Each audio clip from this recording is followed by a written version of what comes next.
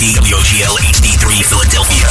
This is Talk Radio 1210, WPHT. Again, Michael Pelka Show, Lou Pate here with you. Follow me. Actually, just email me. I'm not even on Twitter anymore. LouPate@gmail.com. And we have a very special guest coming up for you right now. The King of Podcasts, www.kingofpodcast.com, celebrating 30 years in media and coming up on his 20-year anniversary in podcasting. How many people do you know out there who have been in podcasts for 20 years? One of the original podcasters, George Hermida, joins us. He hosts the Broadcasters Podcast, Podcasters Row, and two other podcasts along with King of Podcasts Podcast Network. Again, you can find all of this stuff at kingofpodcast.com. George Hermida, welcome to the show. I already know that I feel you've been conspiring already with producer Kirk Cordless on the other end. But see, Lou, look what you do, okay? I try to tell people when I consult in podcasting, you don't break the fourth wall, unless you're good at it. You know, that's just saying. What is the fourth wall? I have no idea what that is. You've never heard of the fourth wall? It said, well, you know, how there's a stage, right? You know, and people are performing, there's stage left, stage right, and then backstage. You don't want to see what's going on behind the scenes. You don't want to see what's behind the props.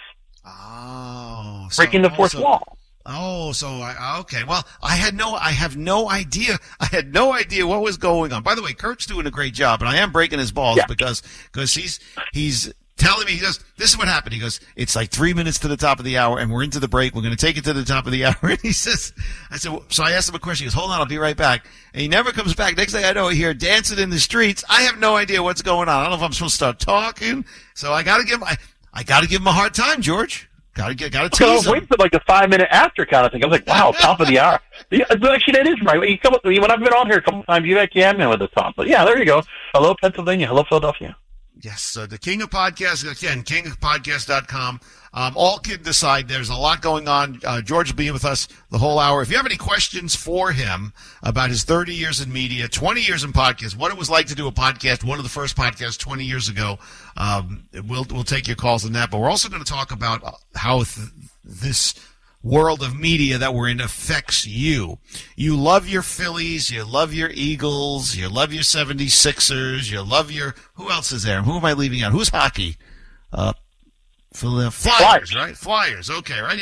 Anyway, Philly fans are probably, some of the most rabid, enthusiastic, loyal fans in all the country, and like everybody else, they're getting screwed because they're hardworking, a lot of them blue collar. What used to be free on networks is now something that they have to pay for. Let's focus on the NFL. Philadelphia Eagles. Philly loves their Eagles, but George, we're going to talk about the state of streaming bundles, and there's two new bundles coming soon. The NFL is now basically charging loyal fans, whether you're an Eagles fan or a fan of some other team, to watch your favorite team on TV. What used to be free, now you have to have some pay service going on. This is something relatively new. I think it started Christmas Day last year, or did it start sooner than that? Right, because Peacock had one of the Christmas games, the ninth game they had that night. But I'll tell you this, before we get to football, the Philly fans over here, you got to think about the fact, the Philadelphia Phillies, okay, Major League Baseball, they have an issue sometimes with blackouts. So sometimes there are certain games you can't pick up from there. That's another story in itself. But right now, you have what I kind of expected, when we were, you had your guests talking about COVID, the caller before the last hour, and during COVID, this is where the streaming really started to come into play because everybody started popping with streaming services. Obviously, cable network going by the side, way too much to pay for it, and now all these different streaming services, they've been trying to keep up with Netflix, trying to get to Netflix's level. They can't. Netflix has gotten bigger, and now because all these big corporate companies decided to kind of abandon their traditional network cable setup and, the content they were putting over there, they said, no, we're going to put it on streaming. We're going to focus it there. Now, you're going to have to start working together. So now you have Peacock, Apple TV, and Netflix now going to join forces coming up. And then you got Hulu, Disney Plus, and HBO Max, or now Max. They're going to team up as well. We don't know how much they're going to cost. But, hey, it's like cable now. And the truth is, the thing about what comes with the Apple TV Plus, Netflix, and Peacock thing is that it's Infinity Cable. You have to have Infinity to go and have a service. It's part of what's called a stream saver thing. So like you get to buy the cable, and then you get to also buy these services in a bundle. But you have to have Xfinity. You actually have to have the Xfinity internet, not necessarily the cable, but the internet service to order to be able to go ahead and get that bundle right there.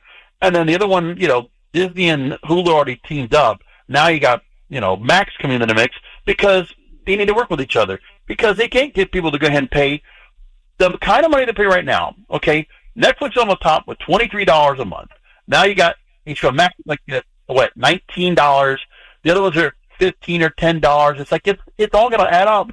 They're either going to keep going up, or they're going to bundle each other, and then they're going to keep going up. Well, now are the networks are involved because Peacock is NBC, so aren't they kind of shooting themselves in the foot by screwing over the regular viewers who maybe don't want to pay for streaming or maybe just simply cannot afford it? But they don't seem to care. It's all about like everything else, just like making money. Because they're going to try to find money however the way they want. Listen, the other thing they did was the last year they started adding ad-supported tiers now. So like no matter what, if they're not going to get you on the subscription side, they're going to make sure they could try to get advertisement in front of you over on the network or cable side or as an ad-supported. And actually, the upfront presentation, so like when, new fall seasons come up, these are like, all the big networks, and including the streamers now, they go to New York. Oh, here's the new fall season and lineup of shows we get coming up this year. They're all talking to the advertisers for these events now. But now for the first time ever, all these streaming services, they're treating themselves like networks that they need advertising, and now they're going to all these different companies, hey, come and buy for our show. And some of these networks now, they're going to start offering, 15-episode seasons instead of the usual 6, 8, or 10, or 12. But so this is the future. The future is Peacock and Apple TV and Disney and Hulu and Max. And so what about the regular Joe or Jane who maybe can't afford one of these services and so they can't watch their favorite show, they can't watch their favorite team, they're just SOL, so to speak? Well, if you want to watch sports in general, it's already kind of tough because you can. I mean, there's obviously with your local sports, you can still watch some of it. I mean, it just depends on you still need cable anyway to get it. So no matter what there is, unless you have it on local TV, but anything on rabbit ears, there's just not much to go off of. But as long as you have internet, you can do pretty good with getting a number of things. Like listen, if you're used to paying $100 for cable or $150 for cable, which is not outside of the scope, you can probably get a couple of packages together that have your sports, the news, or what you need, and you're good to go. I mean, the thing is, you could also try to go and find, whatever, MLB League Pass or, NFL Sunday Ticket or whatever it is, and buy one of those, and you can also just get whatever. It's just a bit of what you want. You just need to now streamline. Unlike cable when you had 500 channels, unlike streaming where you have all these different shows, you just got to really come down to, what do you really need? And honestly, until the password sharing becomes too much, you know what? You work with families on hey, share some accounts. Okay, this cousin or this brother. But Netflix doesn't like that, George. Netflix, and they're all cutting back on that now. Well, unless you pay for an extra account. I mean, if you're going to do it, you might as well do it the way and say, hey, we're going to pay for an extra account. Everybody's on this one account, and it's okay, extra users. And I say you go and use a family and say hey, you get this and this, I'll get this and this. Like in my family, right? My brother, he's got he's got Hulu and Disney Plus right now. I have Peacock and Max and Amazon Prime. So that's we kind of cover each other. I'm not going to worry about getting everything out there because the truth is you don't have to have every streaming service. And as for cable, we have cable as well. And cable, people might not forget, if you're buying cable, you're getting some of these services right now. For AT&T Uverse, which is what we have, we get Paramount Plus. I got Stars. I got Max. The cable now, some of these companies, they already have that baked into the cake. Xfinity has Peacock because it's, Comcast owned, so they're going to go with that.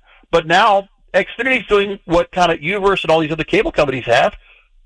To me, right now, the cable companies are starting to sound more appealing because you get some of the streamers on top of it. You're going to still have to pay the money, but if you want the access, you have to fork up. There's no choice. But okay, you don't live in the same house with your brother, okay? And you have a few pay services. He has but I thought that Netflix, to name specifically, weren't they cutting back on, using your brother's account, your brother using your account at different addresses, different systems? Weren't they cutting back on that stuff and trying to stop that? Sure. They've already started on that. How do you do it? How do you do it with your family? Oh, no. You have to do. The thing is, we're worried about the ones that don't have to worry about that. Because Netflix, for some people, Netflix, it works perfect because if they're not watching sports, they want to watch reality, they want to watch old shows or scripted shows and whatever content. Like Netflix is like in its own way. People will just stick to Netflix and they don't need anything else. And that's what they work off of because they perfected a formula. They have to, have their whatever movies they got, their own personal movies. They don't want to put it in theaters. They don't want to have it anywhere else. It's really exclusive. It's like a club. You got to be a part of that if you want to be in it. And for some people, that works great. There's no sports on it. There's no other things that you might want to watch. Like movies that might come out of theaters and then go to streaming. You might not get some of those, but they're okay with that. I just think that people just need to realize if you want to have it, if you can find a way to kind of just spread out the cost among family members or friends, or you're just going to live with the fact that there's just certain things you just can't have. Okay, but hold on. So basically, the regular football fan, sports fan, or fan of reality TV, let's say the Thursday night NFL game, you have to have a streaming service or else you can't watch it. So what used to be free for Eagles fans, in this case Philadelphia, they now have to pay, or like you just said, there's some things you just can't have. People don't like to pay for something that has been free their whole lives. And it seems to me that the networks and the leagues they don't care what the people want or can afford, even in these tough economic times. But what are you going to do? I mean, look, when it comes to Eagles games, you're going to watch them. If you got to sell out at home, which the link's going to always sell out, right, for the most part, you would think. And then, the games will be on there. You'll be able to watch them on, Fox or whatever it is, and then you're fine. But other than that, if it's outside of the market or whatever, you can't catch, whatever home game, and if they don't have the offer, yeah. Look, the thing is, you might have to go to a sports bar. You might have to go find another way to go watch it, but don't tell me we didn't have all these games as well. First of all, we could also talk about people that listen to this station that didn't remember having cable or all this before when they only had 3 channels. We still have people that did that. So we've been spoiled for so long, but I mean, it's just like everything else. Okay, if for the fact that everybody wants to stay home and watch and get all their entertainment at home, okay, I'm not the kind of person that really subscribes to that. I like going to the theater. I like going to sporting events, and sometimes going to the bar to go watch a game. But for some people, if you want to absolutely positively want to watch everything from home, yeah, now they know. Oh, well, we're going to make you watch our advertisers, or you're going to pay a big premium to go and watch all our stuff from home. Because, okay, you want to put money down and get that nice smart TV? Well, if you want to get all that nice content on there, then, you're going to have to pay. But what about some senior who's on a fixed income who's not going to go to a bar and they just want to be home and, and then they're 80 years old and they just want to watch the game or they want to watch their favorite TV show, but they're on a fixed income, so they're just screwed, huh? Well, they just watch what's all around the rabbit ears, and that's what you can do. But remember, there's a lot of free content. Don't get me wrong. If you have internet connection, there's a lot of free content. I'm talking about content that people want, like I said, games, reality shows. There's I have Netflix, but pretend I don't. So hypothetically, can you give me your password to use your Netflix in my house? No, I don't think you can do it anymore. You have to have an account to go do that. But listen, there are free services. How do you do it with your brother then? No, on Netflix. We both just kind of like sworn off Netflix. We don't use it. It's not for everybody, but they got 230 million subscribers, so they must be doing okay. But they have like an account that's $9.99, I think, for the ad-supported tier. That's where it starts. So okay, if you're willing to go ahead and get the ads for $10 a month, that's fine. But for me, I'm like this too. There's a lot of stuff to watch on the internet anyway that social media, you can more than enough to watch if you wanted to go and watch something. Or there's Pluto TV. There's all these different streaming services that on your smart TV, it's got 500 channels on there. And sometimes you get all these shows that are binge watching. You can find a whole series and it runs 24 hours a day on a channel. And that goes on all the time. And those services do really well. There's Tubi that's like that. A bunch of those. Streaming doesn't have to be there. It's For some people, they just want to be able to watch something.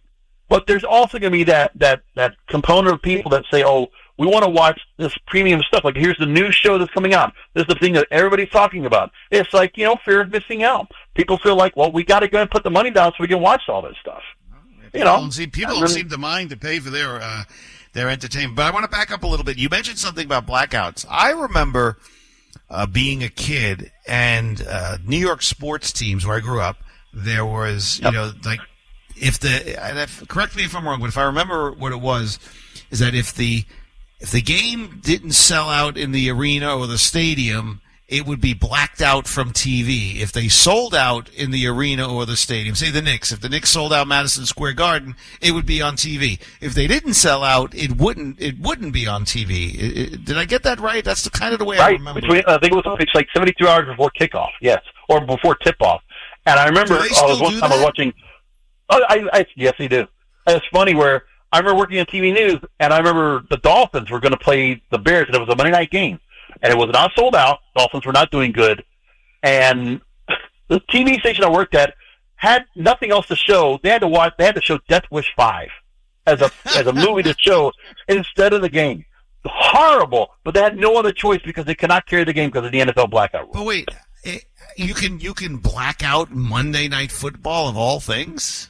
I remember that happening. I don't know if that's changed now.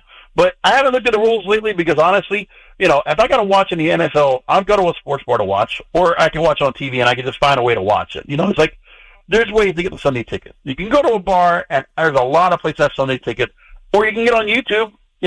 There's people can pay for it. It's just like everything else at home. It just comes with a big price, and it's the kind of it's that on-demand content. If it's on demand as much as it is, remember we used to going to events to watch like a boxing or whatever matches, and there was closed circuit. You had to go to a stadium to go watch and pay to go watch. That was these days. I read that it was like that for I had to read about it, but the Ali Frazier fight, the first one at Madison Square Garden, and then they couldn't even show pictures of the fight afterwards. They had watercolor drawings on TV because the rights were reserved, and they had movie theaters showing the fight, but you had to pay. It was like so. It was so. I mean, obviously that's 54 years ago now, and it's come a long way. But George, I think it's greed. I really think it's greedy, and I think that, and I'll focus on the NFL. I think they know that their fans are a bunch of suckers. You remember with the whole kneeling controversy, everybody they swore off football, they burned their jerseys, and then silently they all went crawling back. So the NFL knows that their fans are a bunch of suckers, and they'll put up with anything. So now they're just going to gouge them to watch a game that used to be free on network TV, and screw you. That's the way I feel. Lou, it's not even the worst of it. Remember when boxing was like a pastime everybody used to watch? Like, you mentioned Ali Frazier. Do you understand now? Okay, Canelo Alvarez, the big middleweight champion now, he had a fight a couple weeks ago, and Tyson Fury, the former heavyweight champion, he lost today, by the way, spoiler alert. Oh. But the thing is, those two fights, if you wanted to watch it on pay-per-view today, $79. $80 for a pay-per-view now. It was like, $40 like not even 10 years ago. You want to talk about like price gouging now? It's gotten extreme on that level. But like I said, if people are willing to go ahead and pay that price, people will. And the problem is, as long as people keep paying for it, that's what's happening right now. Okay, the reason we have the bundles in the first place is because people do not want to pay these prices. They're willing not to go to that, but they're willing to also not go ahead and put the cable cord back together after they cut it. They don't want to do that either. So these companies have to figure out something.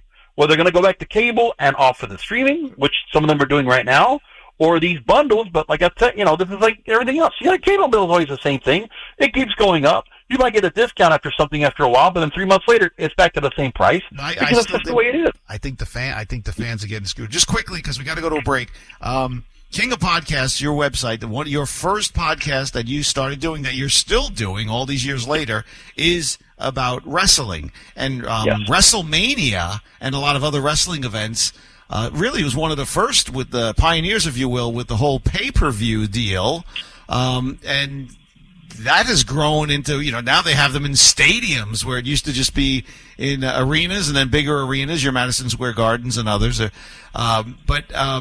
they've kind of they pioneered that and they've mastered it. And what are we up to, WrestleMania 40 or something like that? And it just keeps. We just had it, and it was in the backyard right there. It was in Philadelphia at the Lincoln Financial Field. 2 nights sold out, 72,000 plus both nights. And seriously, the second night of it was one of the biggest moments in professional wrestling history. Like, you had everybody coming out to come onto this fight where Roman Reigns is defending the Universal title against Cody Rhodes, and then you have all these different people coming out to interfere in the match. The Rock showed up. First of all, it was John Cena that showed up, then The Rock, and then The Undertaker. It was all in one 5-minute thing right there. That was like a whole interference of this big epic moment that happened. The crowd went nuts. And you saw it all over the place virally after the next night. And how much was the pay-per-view for that? Well, that's the fee, right? The Peacock, you just got to pay for the subscription. So, I paid $5.99 for that. Or no, $6.99. And that's with the ads. So, I get okay with that. But I used to have to pay $55 or $65 for those pay-per-views before it went to streaming on what was first the WWE Network and then Peacock. But at least they did that. People used to have viewing parties. They'd pay $58 or $60 or whatever it was. Then they'd have 10 of their friends come over and they'd watch, WrestleMania or whatever it was. Everybody kicking $5, bring some beers and whatever, and everybody have a good time. Right. So it'd be a cheap night of entertainment, but for that pay-per-view, and if there was boxing or wrestling, it was, $55, $60. Right, now you get 2 nights and nothing. I mean, that's such a good price for me. I don't mind. The hell. That was 2 good nights. I'm entertained. I'm good to go. Our special guest is George Hermida from King of Podcasts, 30 years of experience, 20 of which are in podcasting alone. We were talking about how football fans, in my opinion, he didn't say this, not George's words, getting screwed by all of the bundles and streaming services. But we're going to shift gears here. George, the leaked video of Puff Daddy, P. Diddy, Sean Combs, that one was the one. It was tough to watch. Cassie, what's her last name? I don't even remember. Ventura. Yeah. I mean, that's a tough one to watch where he comes storming out in the towel, bashes her in the back of the head. It really, but this is not new. I mean, there have been rumors of his abusive behavior towards everybody, men and women. So we're not surprised. But what do you think? This video evidently was out there in 2016, and then he made it go away, and now it was leaked, sold to CNN. Nothing is by accident, George. Why do you think this is going on? I feel bad that Cassie Ventura actually lasted as long as she did in a relationship with Diddy for as long as she did. I can only imagine just the level of incredible trauma that she went through, and I'm sorry, there's no amount of money in a settlement that's going to go ahead and take care and cure that. But one of the things that stood out to me that I looked at, and this hasn't really made the real press yet, but I saw earlier today that the lawyer that represents Kodak Black, a rapper that's here from South Florida and pretty prominent. One of the things he actually wrote when he saw the story, he put it on his Instagram page, and he said this a few hours ago, that when CNN obtained the video, they're a sucker. Anyone who thinks that they obtained it because it was a leak, and it telegraphs the fact that Diddy's about to be charged in a bigger case, and if Cassie Ventura is the star witness, they can rely on the fact she was essentially under his control, and this is why the case should have been settled way before the lawsuit was filed. So I think what's happening is, I think we're getting Diddy as the next Harvey Weinstein. This guy's going to tumble. I really feel like that's going to happen to him. And this happen to a better guy, by the way. Let's just make that point. No love for Diddy here, by the way. Let's put it this way. Sean Combs is a scumbag, okay? And that's the nicest thing you can say about him. And he's not a tough guy. He's actually a pansy ass. He pretends to be a tough guy because he's got all his money. He's not from the hood. He's not from Harlem. He went to the same all-boys private Catholic high school that I went to. And he's from Westchester County in an upper middle class neighborhood he came from. So his whole backstory is false. But this week, just this last week, I guess because it's been about a month since they raided his house, and both houses, L.A. and in Miami, I guess he was feeling a little emboldened, like no charges have come yet, and he asked his lawyers to have the charges of, alleged rape removed. I think he was feeling emboldened, and then this video comes out, and somebody's sending him a message, not so fast, and also it's an indicator, as you said, rightfully so, that there's probably more coming. There was an article in the Daily Mail, the British newspaper, online, that said he is huddling with his lawyers. Okay, that's normal. But they said he is panicked about more similar videos, not with Cassie Ventura, but with other people, coming out. I mean, how many people has this guy beaten up? I mean, it's pretty incredible, and it should be a crime that he allegedly gave someone at the hotel $50,000 to make this thing disappear. This should have been reported to the police that day, but it wasn't. No. Oh wait, why is CNN of all people getting this video? It's TMZ. That sounds like the real place that if this was obtained, it's TMZ that does it. It's not CNN.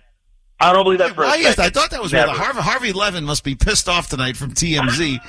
Why CNN? And supposedly, if it's true, CNN is in negotiations with other people who have other tapes. But okay, what's your opinion? Why do you think CNN, or what's going on? Well, for what it's worth, I mean, listen, maybe CNN might have put the money down to go ahead and get the footage for however they might have obtained it. I forget where the hotel is, where this was even located, but I think it was Los Angeles. You know what? Well, CNN still has entertainment. They still have like an entertainment reporters. They probably have some people that could probably still have access, I guess, if they need to go and do that. The thing is, we want worldwide attention. CNN's not a bad place to go. I mean, you could definitely get the word out there. I mean, listen, as soon as the video dropped, everybody saw it. Like it went quickly to social media. Everybody's quoting CNN. They're claiming it. So like for CNN, probably doing better than doing some of these other town hall meetings and things like that they do. The regular coverage that doesn't get much of a rating anyway. At least this gives people that can talk about them a little bit. I mean, it's something. I don't know if it makes much of a difference, but TMZ should have been there. Like, I'm surprised I didn't go to TMZ to go looking for information about it, because that's where it should be, not CNN. I just don't see it now. See, the thing about, if Harvey Levin and TMZ did it, CNN, everybody would have picked it up. I mean, it is the tape is troubling, okay? And what is going on with the alleged sex trafficking, the investigation, and so on and so forth. That tape is so troubling that, yes, CNN won't normally, Fox won't normally pick up what TMZ is airing, but something like this, I think, is the anomaly in that. Do you think, if Harvey Levin had broke this case, do you think that CNN and Fox and MSNBC and whoever else would have picked it up? I mean, you cannot go online to any news organization, right, left, or in the middle, entertainment or otherwise, and not see this video on. It's everywhere. TMZ is as credible as a news source as everybody else is. Hey, for me, first of all, the part is, I really don't care about the fact that CNN that actually brought the footage, that they obtained it. That's all they did. Because the first thing is, I didn't watch it on CNN. I'm not watching CNN to go and look for that footage. It just only took about a couple of minutes to find it on X or Instagram, and it automatically went somewhere where I could find it. And I saw it over and over, ad nauseum. So that's the whole thing. If it gets to social media, I think that's the other thing too. That somebody could have put this out there and eventually would have made the press. But this is done because there's a plan. That the kind of exposure he's getting. It's the same thing where the plan, raid on his homes in Beverly Hills and Miami. The same thing. There's something there. We just don't know what it is, but it's going to happen anyway. And there's enough people that have not been able to go and speak yet. And those that have been talking right now are kind of like the conspiracy theorists, and they also feel like they're out in the fringe. And what's their motive? Their modus operandi for even talking about it.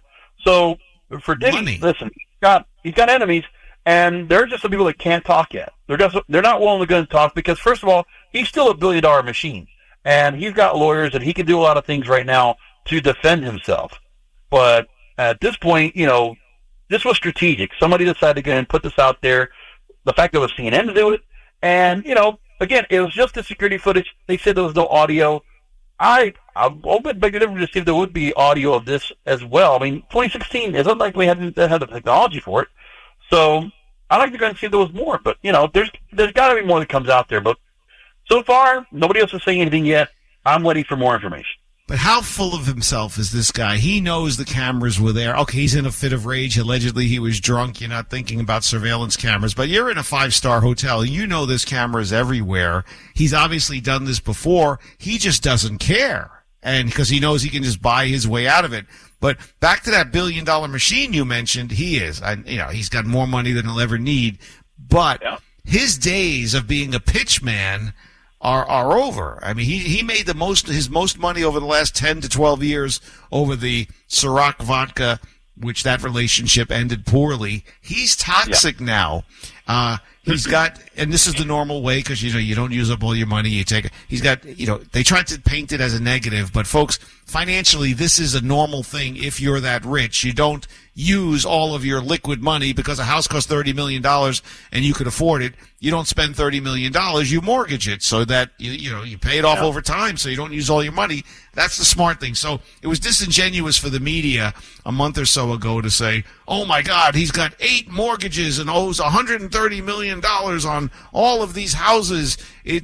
That's normal. That's what rich people do. But I think his days of making, $100 million, $40 million a year, those days are over. And with his lifestyle, you could eat up, say if he doesn't go to jail and he's got 7 kids, none of them work, you could, eat away at however many $800, $900 million that he has. That doesn't go far when you have that lifestyle and a whole lot of people living off of it. What do you think? Yeah, well, the thing is, he's got his kids to worry about. I mean, he tried to come out last year with the MTV Video Music Awards. He got the Vanguard, some major legacy award kind of thing. And he tried to put out some campaign for a new album and some other stuff going on. It didn't do well. And, he's also kind of like handled affairs when it comes to Bad Boy Records and all the artists that he's working with. They want to go ahead and get their catalogs, be able to go ahead and, make money off of that and get the royalties. Just want to get from that. It's whatever. There's just like, I mean, he's not going to make any other new money. I mean, unless he's doing something else, investing or whatever. But his spotlight's done. Like, there's no more of him to be put out there. Like, I mean, right now, the last year or two, he's been, he's almost about as credible as OJ right now in terms of like popularity or integrity right now. OJ's dead. Nobody has love for this guy. He is Diddy right now is just he's an iron of negativity right now. Nobody wants to be near him because they all know. I really feel wholeheartedly. I'm just sitting back and waiting when we're going to find something here where he's going to finally get charged and they're going to take him down. And, But there are so many stories. There's so many stories about how many lives he's ruined and careers and people he's taken advantage of. And that's not even the sex trafficking. But then it comes back to the shooting with Tupac and Suge Knight in Las Vegas. There's rumors that, he might be the one who called for that and paid $1 million. People are saying he offered $1 million to people for that. So if someone's behind the scenes singing that tune, he's got bigger problems. Sex trafficking is serious. And it should be taken serious. I don't think it's taken serious enough, to be honest, in society. But you had a murder rap on top of that. He's got bigger problems than anybody even knows.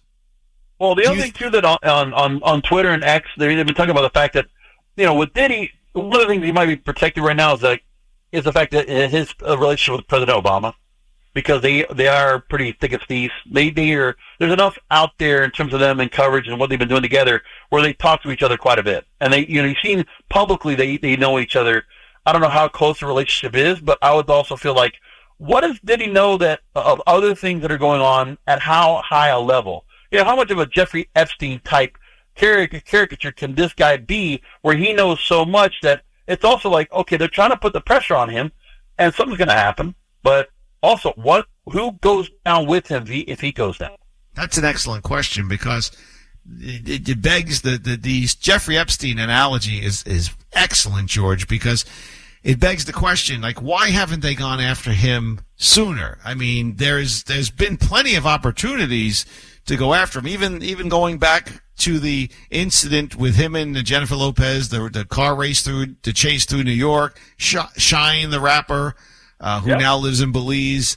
After doing a 10-year stretch, he took the gun. Shine, I don't know his real name, but Shine took the fall for Diddy that night. There are witnesses who say they saw Diddy fire the gun in the club, and he told Shine, you take the fall for this, and I'll set you up financially. And so the guy did 10 years, and now he's living down in Belize, and I believe that's exactly what happened. What do you think?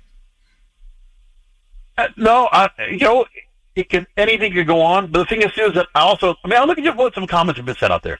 Even 50 Cent's also commented about this, and obviously no fan of Diddy either. But one of the things I'm reading about this, I want to make sure this is accurate. He says that this is why they put the tape out. They know they can't charge him with what we saw, but they know we can't unsee what we saw. So that's the other thing too. It is negative, it's bad publicity for Diddy, and if you can't hit him in terms of his pockets, you can also just damage his character. And this right here ultimately damages his character. Like, nobody wants to be near him now. There are no deals left with him in Hollywood or just in the music industry. I don't think anybody wants to touch him. I think there's nothing else. Unless he's a ghost. Persona non grata. And there's no coming back from this. No. Even if he doesn't get arrested. But do you think he's going to end up in prison? No. I wish. I mean, maybe, if he goes down, it's going to be like a racketeering. It's going to be tax evasion. It's going to be something else like that. It's just like a member of the mob. But we don't know what these videos, we don't know what alleged videos from his homes might show, whether beatings or sex trafficking or rape. We don't know. There's still lawsuits pending, but we don't know if anything's going to come of that either. Yeah, but all of those lawsuits, I think, are just a money grab, to be honest. The lawsuits are just a money grab. But I'm talking about actual crimes, because the lawsuits are all civil. All right, we'll hold that thought. We'll take a break. When we come back, we'll talk with the king of podcasts, George Hermida. We're talking about all of his podcasts. We're talking about a lot of different things. You've got Broadcasters Podcast, Broadcasters Row, and two other podcasts along with the King of Podcasts Podcast Network. When we come back, we're going to be talking about adult use of cannabis right here in the great state of Pennsylvania. You're listening to the Michael Pelka Show. Lou Pate here with you, 1210 WPHT.